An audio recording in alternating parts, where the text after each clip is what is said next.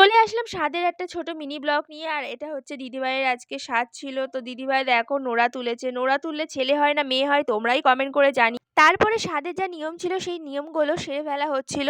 আর আজকে ছিল প্রচন্ড গরম, তার জন্য আমি চলে গেছিলাম স্টলে। স্টলে ছিল লস্যির স্টল। এখানে খাওয়ার অনুষ্ঠানটি হবে, সেখানে দেখো খুব সুন্দরভাবে ডেকোরেশন করা হয়েছে। আর তোমরা যারা ভিডিওটি দেখছো অবশ্যই আশীর্বাদ করো মা ও সন্তান যেন সুস্থ থাকে। এখানে দিদিভাইকে কেমন লাগছে কমেন্টে জানিও। দিদিভাইকে দাদাভাই খাইয়ে দিল, চলে আসলাম খেতে। আর এখানে দেখো থালা গ্লাস দিয়ে দিয়েছে, আর তোমাদের দাদাভাইও চলে এসেছে।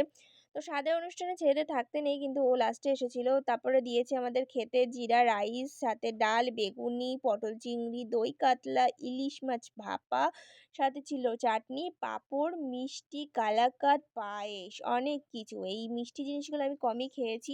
তো চলো, ভিডিওটা ভালো লাগলে অবশ্যই শেয়ার করে দিও। ও আর লাস্টে ছিল আমাদের হাতে আইসক্রিম আর হজমোলা। তো চলো মিনি ব্লগটা শেয়ার করে পাশে থেকো। Tata, bye bye.